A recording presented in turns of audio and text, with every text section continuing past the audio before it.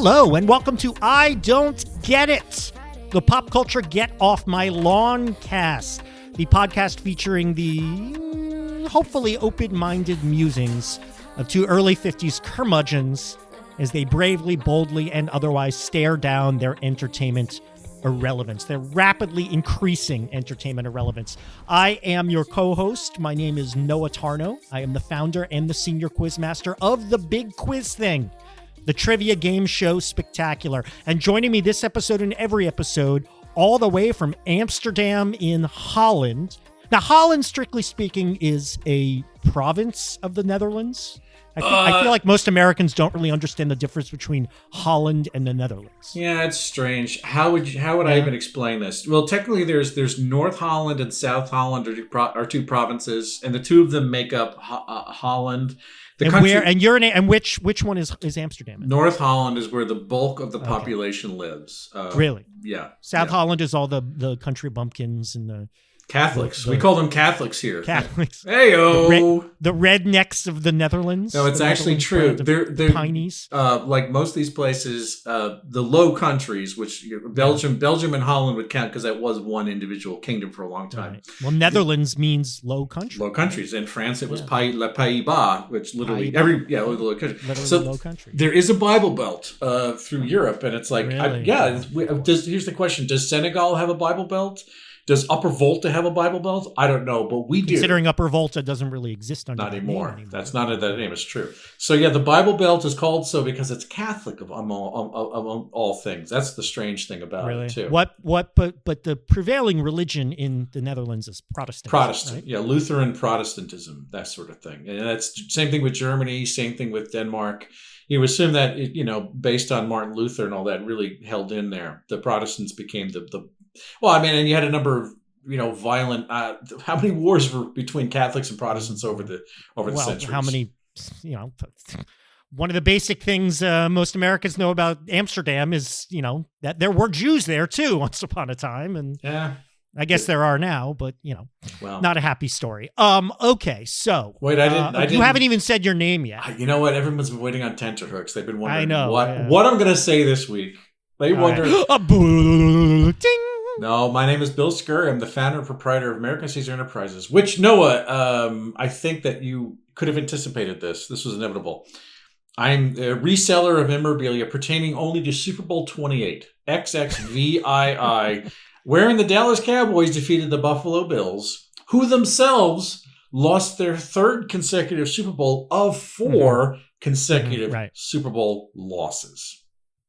Okay, so I don't know much about Super Bowl history. I don't know much about football, but because I was going to ask what year was Super Bowl 28, but I do remember that the Buffalo Bills losing streak was during the 90s, right? It was. So what year was 28? I think 28 was 1993. So it was. So the Bills went to the Super Bowl 4 times in a row. Yeah. In a row against 3 different teams, I believe. It was Redskins, Giants, Cowboys, I believe. Okay. And they lost every time. Yes.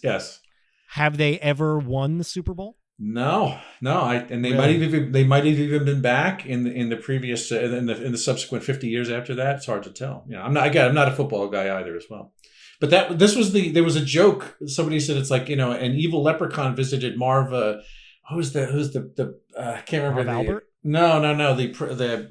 The coach of the Buffalo Bills, and it's like they said, it's like will you sell your soul to go to 4 consecutive Super Bowls? And the guy said, "Oh, of course." And it's like.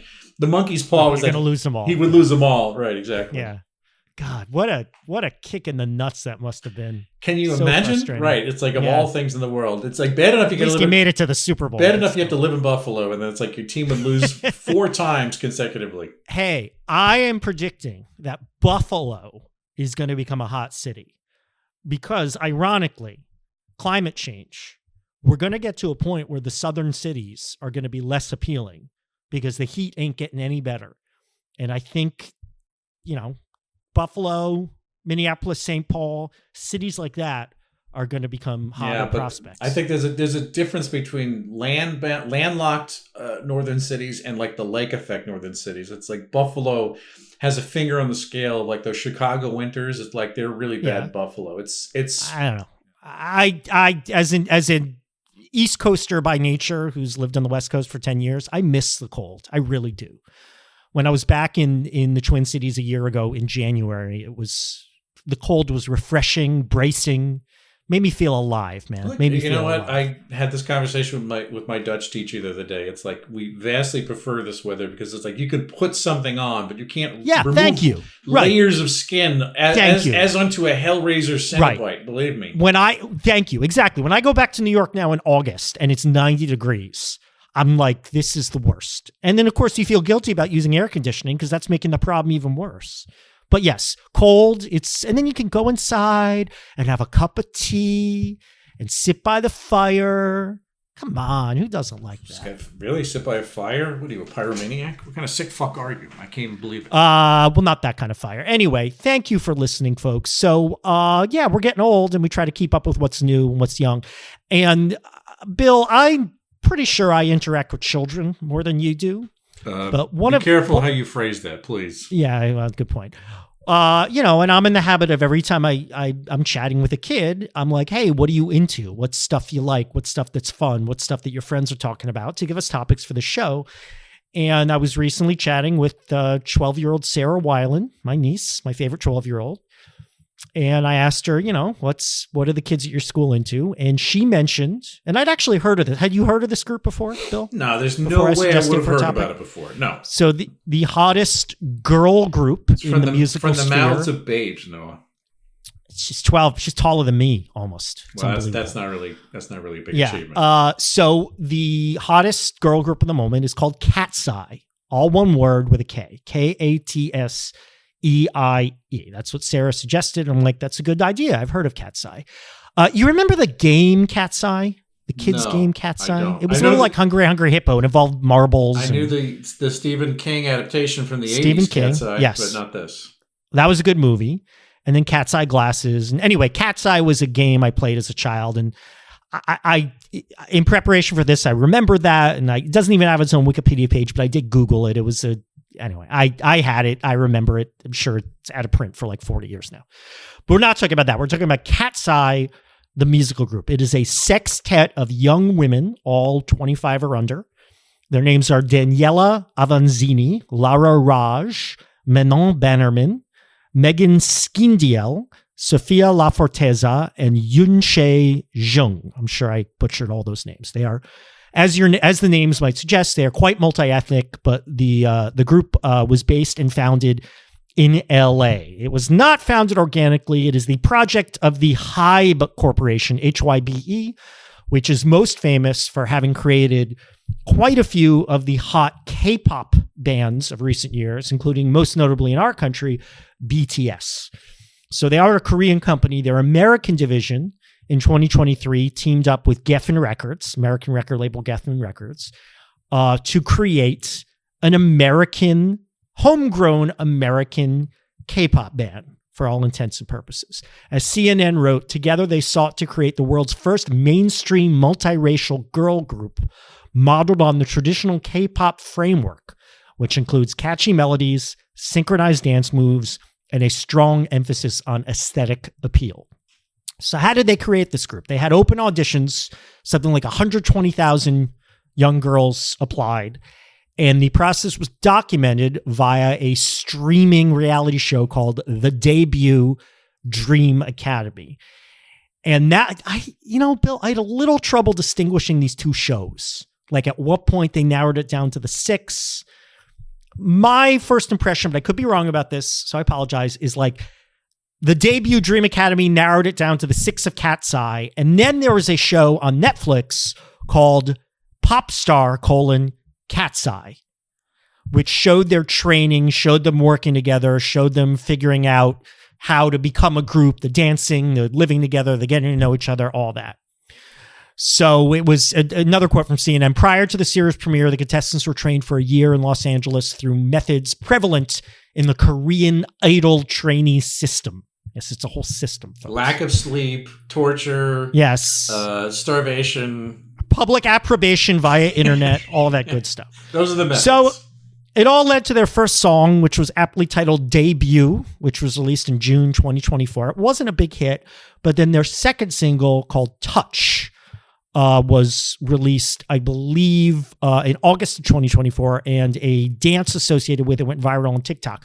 By the way, and I Google this, I'm not the only person to say this. Touch sounds to me like a ripoff of a song called, it's by a woman named, it's called Crush by Tessa Violet. It's one of the few pop songs of the past 5 years I really enjoy, and they both include a touch, touch, touch, touch chant, which I think Tessa Violet does a lot better. Anyway, the song went viral. They released an EP in August of 24 called SIS, Soft is Strong. That led to another EP in 2025 called Beautiful Chaos. And several singles in they released 3 singles in 2025 that all had one-word titles beginning with G. The song Gabriella, kind of a modern rethinking of Dolly Parton's Jolene. Gabriella was nominated for a Grammy. Another song called Game Boy, and another song called Gnarly. Gnarly was performed at the recent Grammy Awards. They did a global tour, which is winding down now. They have a few dates coming up, including Coachella here in California. Although just in the last couple days, Manon Bannerman, who I believe is from Switzerland, she's multiracial from Switzerland, she announced she's taking a break for her mental health. But the band is already taken off to the stratosphere. They have their own breed of rabid fandom who are called icons, EYE cons, which I don't like, Bill, because the artist should be the icon, not the fan. I think that's a pun that doesn't work. Yes, the group is very multiracial. Sophia is from the Philippines. Yunshe was born in South Korea. Manon was raised in Switzerland to Swiss Italian and Ghanaian. Parents from Ghana. Ghanaian, yeah. Daniela is Venezuelan Cuban, and Lara is of Indian descent, though both of those were born and raised in the U.S. And Megan is from Hawaii, born to a Singaporean Chinese mother and Swedish American father. And their songs are sung entirely in English. They have benefited a lot from a lot of endorsements. They had a starring role in an ad for The Gap, which went viral. Them dancing to the song Milkshake by Khalees. I do find it odd that they are dancing to a song that is not theirs, and they're ostensibly a singing group.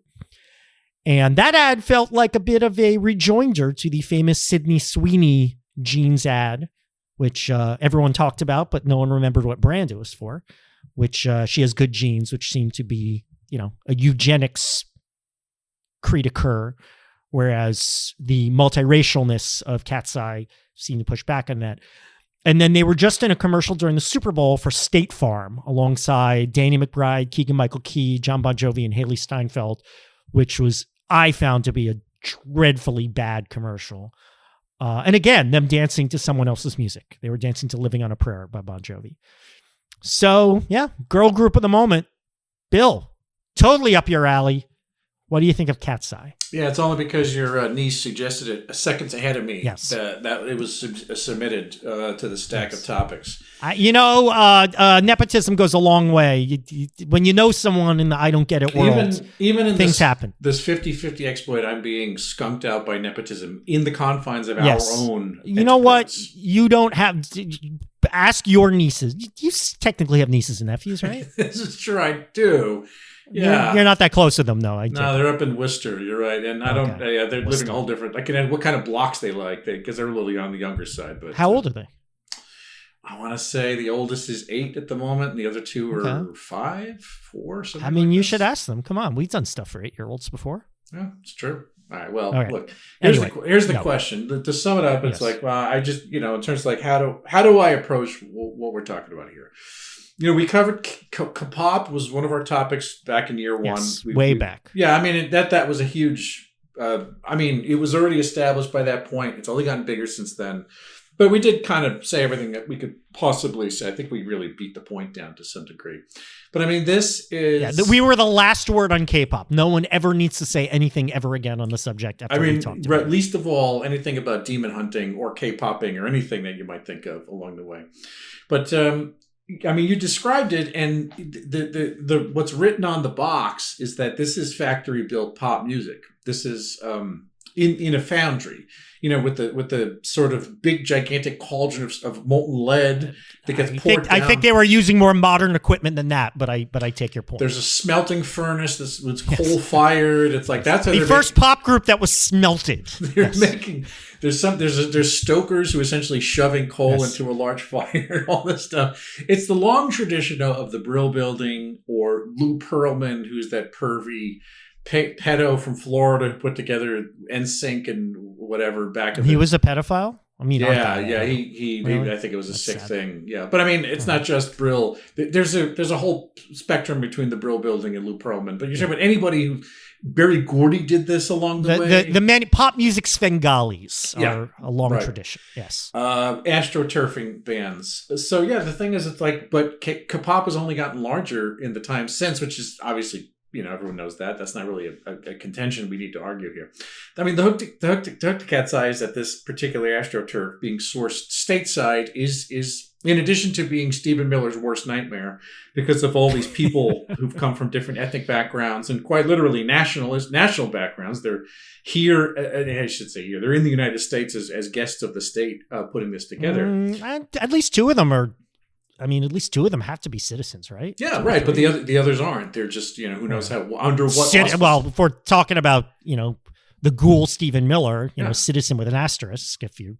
J.D. Vance wants to make. Different colored skin or different. He wants to make eyes. his own version of Katseye, believe me. Yeah, good luck. But I mean, regardless of that, this is no less the equivalent of high fructose corn syrup, than the kind of like K-pop that's developed back in the peninsula. In that it was, we talked about the rigorous training, the sort of like deleterious circumstances, the Paris Island type boot camp that they put these young boys through to build the first K-pop, and the girl groups too, but the boy groups routinely run afoul of like, the guy has to take a break for a year because he's so shattered. Like this is a phenomenon that's happened with K-pop bands, where the fans get breathless over, what happened to, whatever his name is. It's like he has to step out and take 6 months off because, God knows they don't ever tell you what's up, but it's like he clearly was not in a mental position to be able to do this anymore. So shattered was his flesh along the way. And apparently, like you said, that's what happened to Manon Bannerman on top of that. But, in terms of the music, look, the songs they're all, in addition to all having G letters to begin every single title, the songs are all short. I think they're maybe just over 2 minutes. They are like clipped through at a breakneck pace. They're punchy.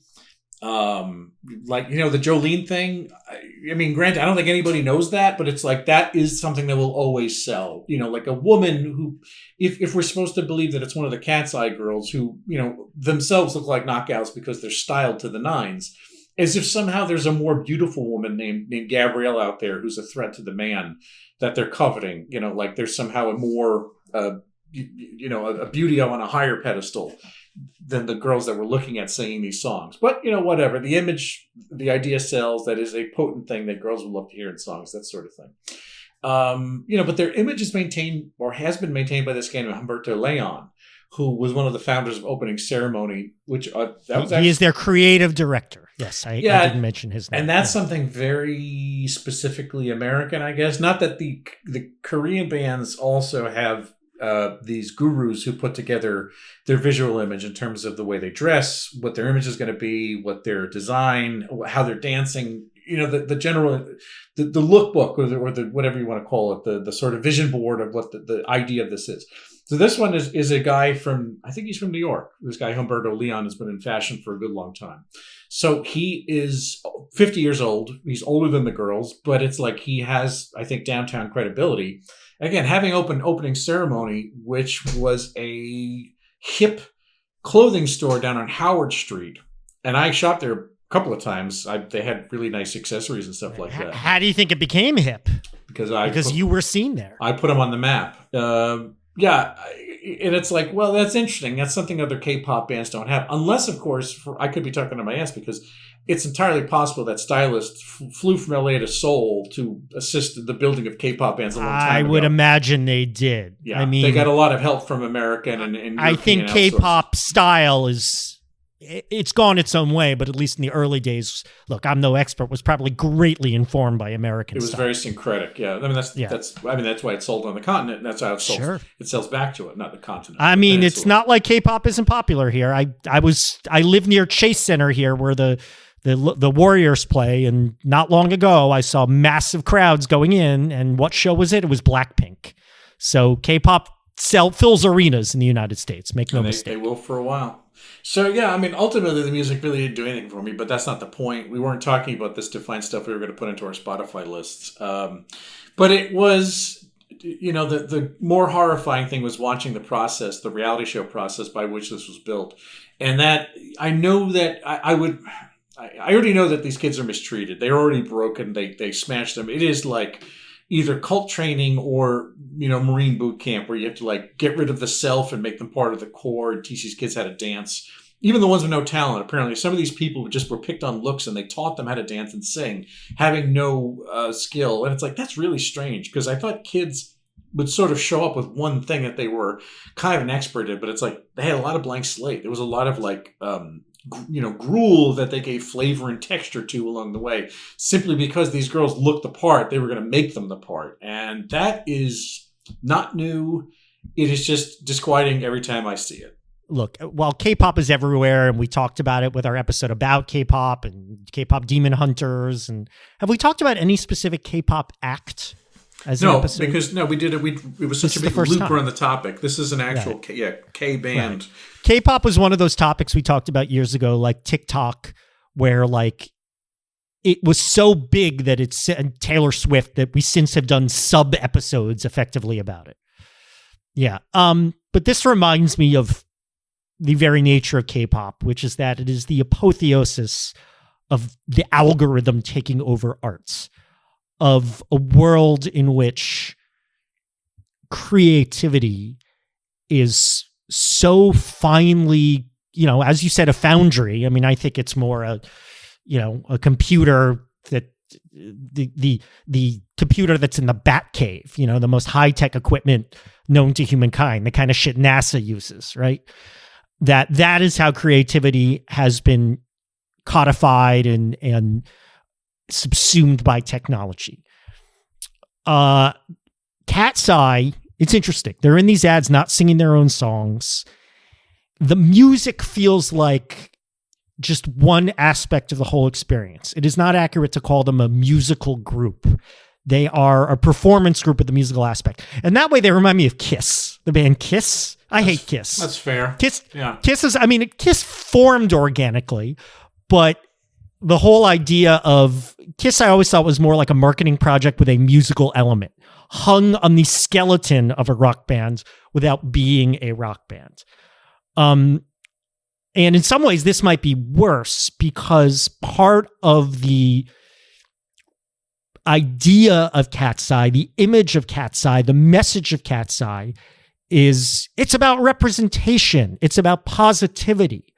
But when you tack it on like this, when you basically take the templates of representation and positivity and just glue it on without it being formed organically, it doesn't really resonate and feels very empty. Even worse, Kiss does a similar thing with Rebellion, like a marketing project that claims to be rebellion and having a good time. Well, having a good time is fair, but rocking out in the rock and roll tradition.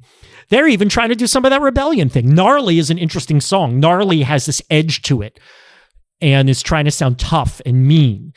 The song Internet Girl, which I believe is their latest single, has a refrain where one of the women says, "Eat a zucchini," over and over again. Eat a zucchini, which of course is a clever way of saying, suck it, right? So they affect this pose of rebellion and anger and tough girl, riot girl kind of, rebellion is the best word. And like, how do you believe it when it comes out of a machine that, was bequeathed to us by the geniuses and with, oversized craniums. Advertisers for State Farm on top of right. it. Exactly. And they're more about the image, and let's talk about the image, right? I mean, I think the State Farm ad, they just feel plastered in there. They really have no purpose. The Gap one is all right. They're definitely, look, they can dance and they're very sexy. You really see their talent.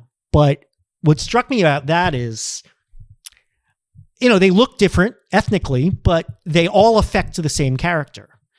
And I think girl groups, I compare them to like the Spice Girls, right? The Spice Girls, you had sporty Spice, you had scary Spice, you had posh Spice. And yeah, sure, those characters felt like they were maybe not the most organic characters in the history of performance. But, what are the Katseye girls? They're all the same. Other than having different ethnicities, they just feel like they're all the same character. So this is even more flattening creativity. But, I feel churlish criticizing this because, you know what, Bill? This is music for kids.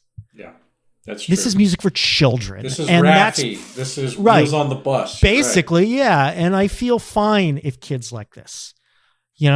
It's ridiculous to criticize it musically, or even for what it might be doing to the self-esteem or the mental health of the performers themselves, because that's the nature of pop music. It has always been a machine one way or another. And yes, we have higher tech systems and computers to create it now, but that's inevitable. If children want to enjoy this, that's okay. If this is a way in for little girls to discover representation, to discover rebellion, to discover female power, to discover pop music, discover music, I'm okay with that because I don't see the harm that much.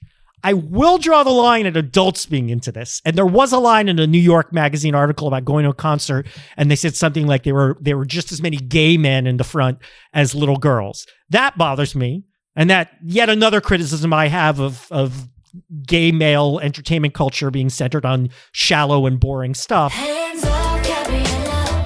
Gabriella, hands up, Gabriella. Back off from my fella. Gabriella, back off, Gabriella. Noah, limn for the audience why this is popular. Mm-hmm. Well, as we said, it's a very savvy creation. It didn't take a rocket surgeon to think of the idea of an American act in the K-pop model, and it didn't take a brain scientist to predict that this would, be a huge hit and take off very quickly. The music isn't even that bad. It's not bad. It's very well crafted. There's a lot going on. I find the songs reasonably engaging for a style of music that I would never be passionate about. I do think it's somewhat distinctive, somewhat creative within its very limited rubric.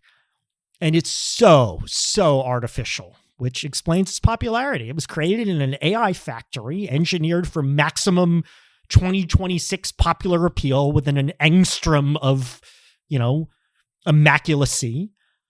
I mean, how could this not succeed? I have in my notes, the music was built to an angstrom's worth of precision. Yeah, angstrom's a good word. The exact same verbiage. Exactly. Wait, what is the technical definition of an angstrom? It's a unit of measurement on an atomic level. It's the smallest unit, right? No, it's one of the small. No, because you can get smaller than that. But an angstrom describes like this distance between chromosomes. Like that's how small it is. Really? Instance. Okay. Yeah.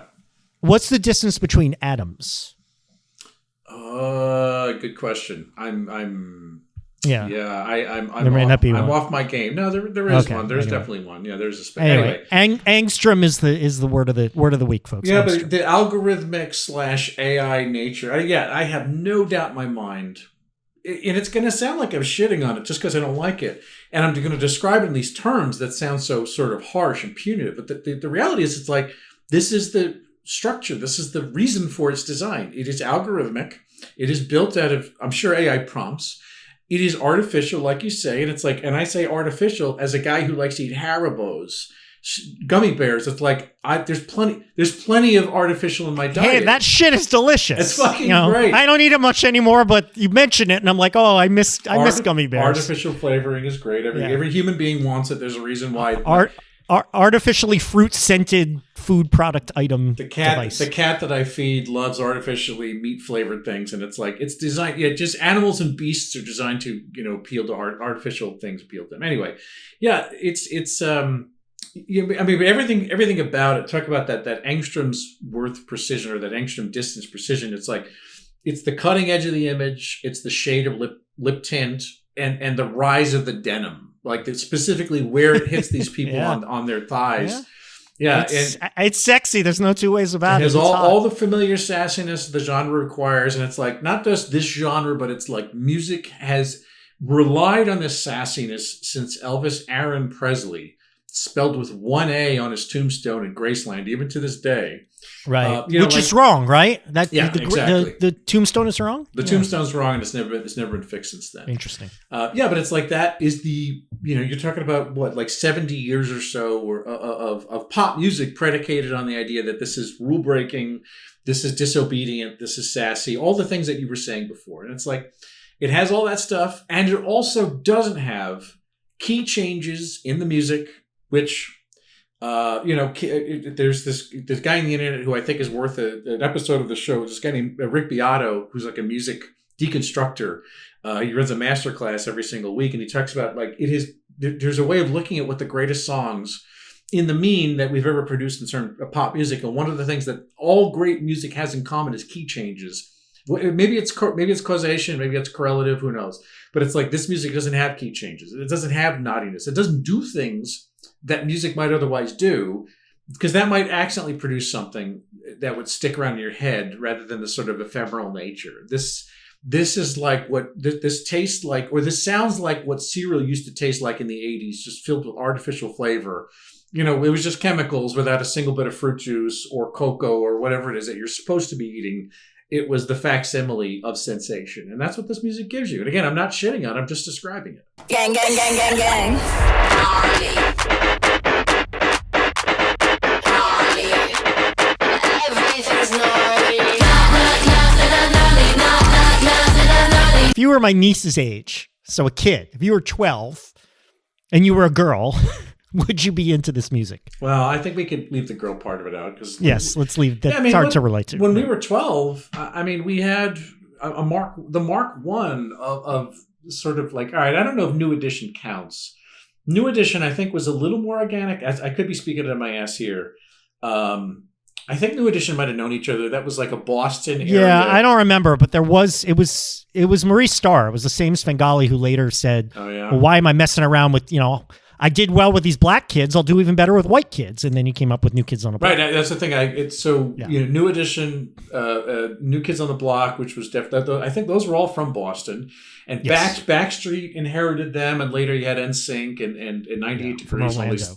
Yeah, right. Orlando was a locus for these things. People went to Orlando to sort of be in the game because there was a factor. The first foundry was sort of, and it's like, look, the music is too ephemeral to get its hooks in me, and we somehow managed to avoid that Mark I crop of boy bands. I think it's fair to say there weren't too many girl bands. It really was. They were built for maximum digestion. There were a ton of girl bands, girl groups in the 60s. Yeah, how AstroTurf was the Supremes and the Shondells in those groups. Like, were they? I mean, a lot of them were there were usually girls who like met in high school and then they were discovered. So they weren't like formed, certainly not the way K-pop bands are formed or even the way New Kids on the Block was formed. No, it was a little But, more like, they were, I mean, these girls were lifted up by the Brill buildings. and they were given songwriting, and then Diana Ross. And they were not. She comes out. They of were that. given songs, and they were, computer as much as technology could manipulate the music. They were, at the time. Well, Sure. Destiny's Child was more or less a vehicle that Beyonce Knowles was placed inside, and it was some shifting of members. Where I forget who was thrown out of the group and replaced. Kelly Rowland. I forget who it was.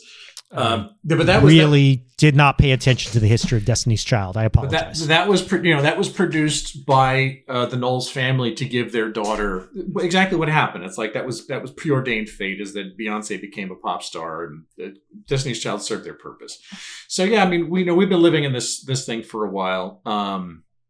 And it's just, it never, I don't know if I turned my nose up at it because of that, or if it's just the music never really got its hooks in me, or if the fact that in order to get a sort of blankety blank band, boy or girl band, it needs to almost like all these bands have the same kind of draft. None of them are doing Tarkus by Emerson, Lake and Palmer type stuff. They're all they're making one type. I want to hear that. I want to hear would love to hear a it too. Tarkus cover by Katseye. Or their own version get of to it, Tarkus. AI. Yeah, or YYZ from Katseye. I would love to hear something like that. Yeah, because they're all just such great instrumentalists. Yeah. So look, I'm not saying that my taste was Gigi Allen and Don Van Fleet back when I was a kid. It's not like I was so above this kind of thing. It's just that I think that I particularly needed more nutrition from the diet than this music was going to give me. Even if I was going to opt for something like listening to Randy Newman again for the 50th time, I think I would have, not Randy Newman, sorry, Gary Newman, different Newman altogether. I would have rather have heard that than heard any of this stuff. Were you listening to shit like Gary Newman and Emerson, Lake and Palmer when you were 12? Well, Gary Newman was all over MTV because Cars was a video, and so we knew the sound of it. All over that one song, and that was before we were 12. But no, seriously, when you were 12, what music were you listening to? What was played on airwaves and on TV. Yes. So, that's what I listened to, and then at 13, I discovered classic rock, and I became a rockist. I became a music snob for a while. And that's why I hated New Kids on the Block. I wanted them to die. I was one of those assholes. Die. Well, but that leads me to my thought. No, seriously, like when the articles about Menon wanting to step away talks about how these girls in all the K-pop acts have to deal with death threats and anger on the internet. And I'm like, this is the problem with the world. Like, don't like a band, that's fine, but like death threats? Like, what is wrong with you?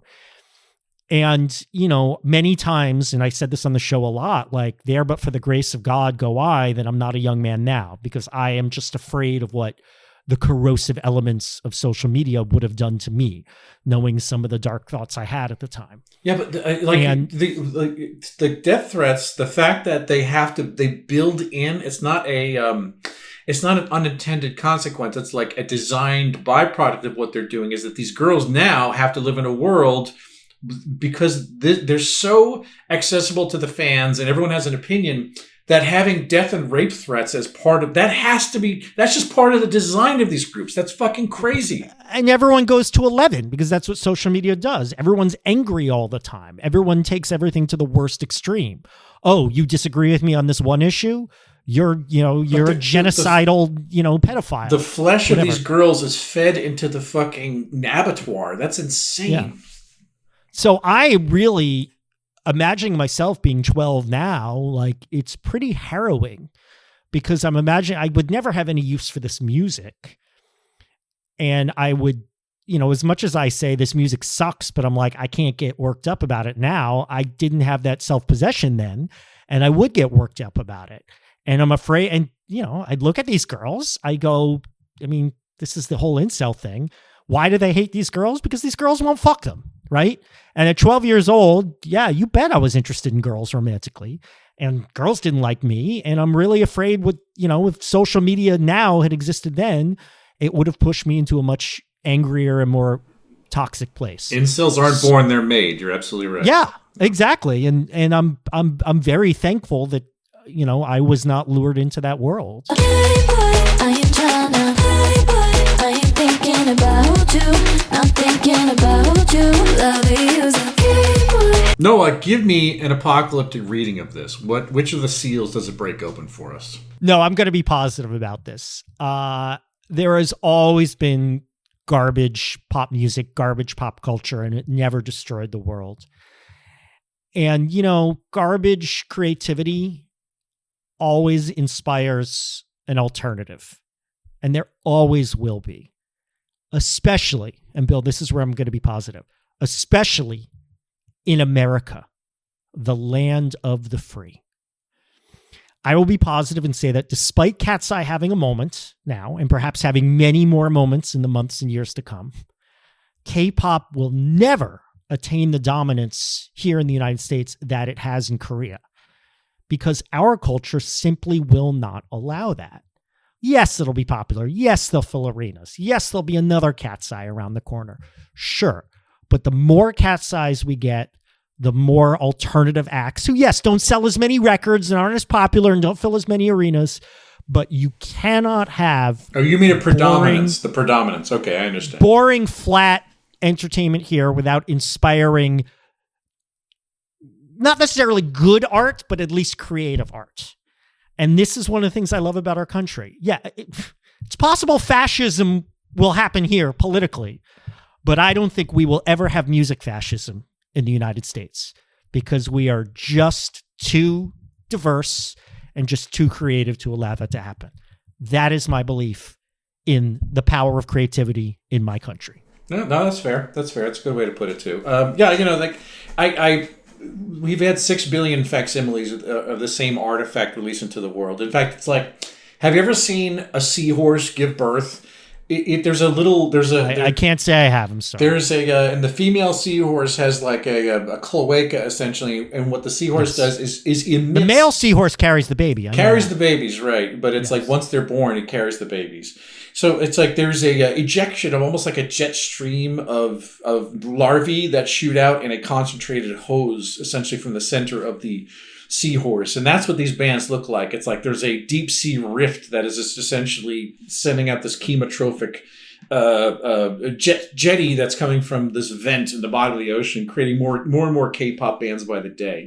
600 quadrillion decaliters of K-pop bands being flooded into the ocean as we speak.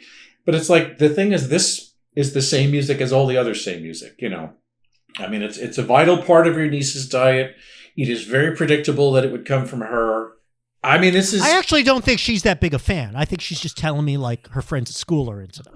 Okay. She just likes musical theater. She doesn't like pop music. For her, it's all about musical theater. Maybe so. I would not. She knows more about it than we do because it's the lingua franca. Of course she does. I'm just saying. Yeah.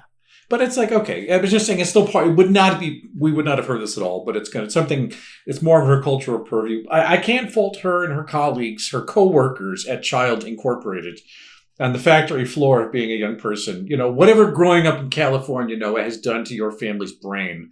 Considering that you guys have East Coast roots, but you all become California dullards along the way. It's the best state. What can I tell you? The best state. I have no idea. But the thing is that this, like you said, I mean, you make a compelling case for a counterweight, a sort of countervailing force. But it's like this, whatever this is not a corrosive factor. It's unfortunately dealing with the corrosive factors because, like you said, these people need to deal with being a public person. And that documentary, the thing you sent me on YouTube where the guy was, taking scalps about the process. He was basically saying that the Netflix show was the worst thing in the world. But the idea that the Netflix show was built around this idea that they were emulating the way Britney Spears was designed without even taking into account. It's like, what the fuck happened to Britney Spears? Is that really that is a good point? Yeah. Is that what you want to emulate? And it's like, yes, that is what they want to emulate without thinking of what this did to the fucking poor woman from the bayou. Eat zucchini. Eat zucchini. Eat zucchini. Eat zucchini. Do you need me? How, why, in what ways, when are you jealous of Katseye and the Katseye phenomenon? When, which, all the questions. This is a big NA for me, dog. I'm destined to be on the other side from a large oaken door, sealed shut to keep me out of this. And I think that's fine. I think the system is working as designed. It's my music tastes, or just, I think it's adulthood, really. I'm not saying that, like you said, there's not a whole crop of eager and enthusiastic gay young men, gay adult men who seize onto this stuff because there is a spectacle to the femininity. I don't get that at all. Well, I mean, this was the Lana Del Rey thing. It's like Lana Del Rey was bullshit when she came out. It was ironic. It was drag adjacent. It was this idea that raise your standards. This music it's not the way it works. Kids' music. You're a fucking adult. No, in 2003, 2004, 2005, these same gay men were the ones who were calling Paris Hilton iconic. Because she just ran around wearing Uggs in the middle of summer. A blank look on her face. Right. Yeah. And the thing is, it's like it was championed by a group of people based on image. And I can't pretend to understand what the appeal is. It's infrared light. It's ultraviolet. I don't know what it is. But it's something else. And you're telling me there's no hyper feminine, sassy female singer out there who's talented? Give me 5 minutes, I'll think of one. Why are you a fan of the bad art? Be a fan of the good art. I don't think they're championing boy genius, but that's just me. I have no idea. You know what? I'm sure some of them are, and I give those people. I have a lot more faith in those people's, creative, critical eye. Maybe so, but wrong word. I don't know. You know what I mean. But the thing is, their taste. I give a lot more weight to their taste. All right. The long story short. Long story long. No, I'm not jealous. Long story. Way too long. Jealousy. I'm not jealous of them other than youth, I guess. But this did lead me to think, and I wonder if I said any of this when we talked about K-pop, the K-pop episode. When I was a kid, if I was 12 now, I probably would have fantasized about being part of being sucked into, obviously for a boy group, but being sucked into the machine and being one of these groups. I can see you willingly consenting to it, I think. Yeah, I did have thirst for fame, right? I know if I were a kid now, I'd be making videos online and hoping they get traction and hoping to become some level of influencer or whatever. Your camp experience was a little bit of a core, because you had this idea that you were putting on a show. It was a performing arts angle to it. I always wanted to put on a show. I remember being in kindergarten, being jealous of the first graders because they did a play. I remember that. But I barely did any theater until, I did theater at camp when I was 8. But I didn't go to a camp that was had real theater until I was 13. So most of my young childhood, I was distant from this stuff. So that's how I would have been jealous. I would have wanted to put on a show. I remember, Bill, it's just coming back to me. Remember, you can't do that on television? Yeah, I love that show. That was myth and lore for me as a younger kid. Monty Python for kids. I remember going, damn, that would be the most awesome thing in the world to be on this show.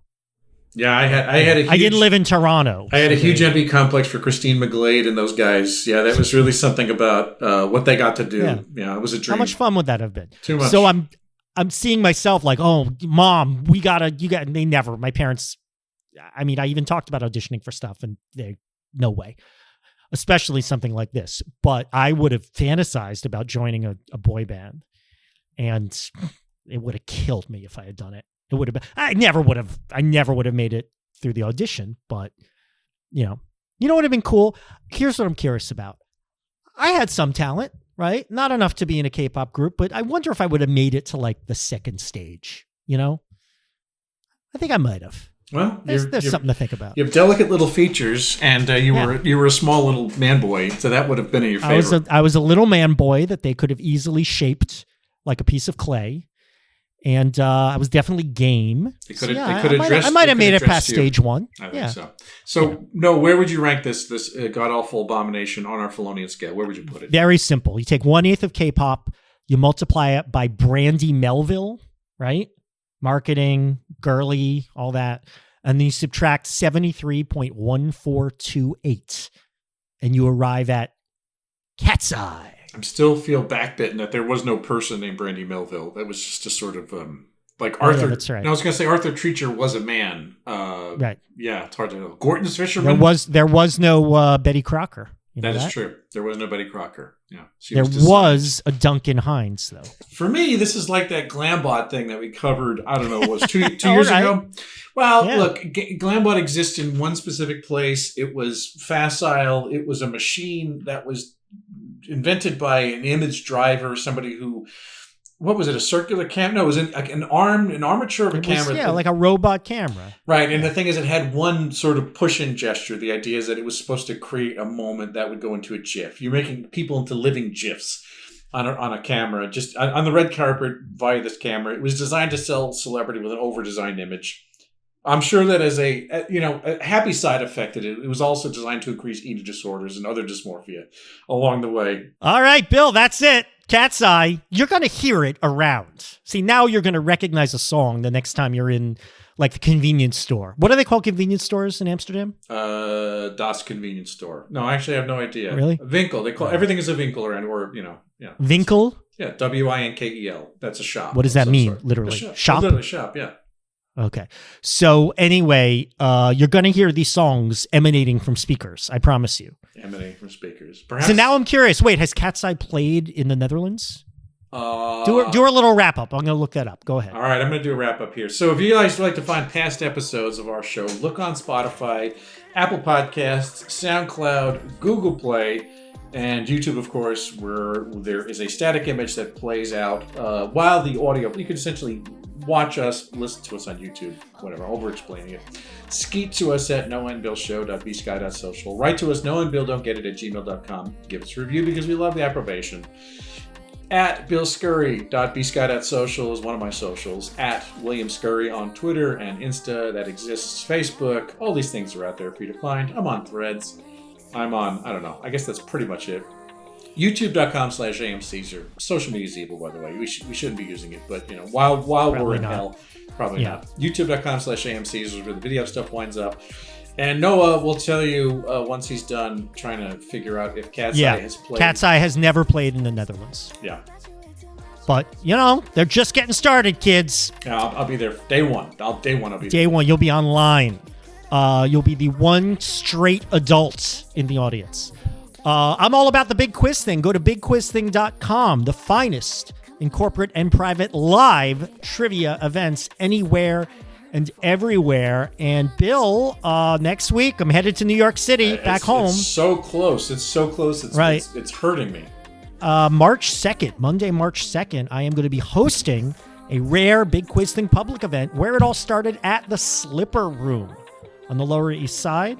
Getting the old band back together. A lot of old fans are going to be there. DJ GB, my original stage sidekick, will be in attendance on the ones and twos. And the finest in trivia fun, excitement, fun prizes. Get tickets now at bigquizthing.com. And you can follow me personally from time to time on Instagram at the Noah Tarnow. All right, everybody. So until the next episode, we source our ideas from my ex-step foster uncle twice removed. We don't get it. A production of American Caesar Enterprises 2026.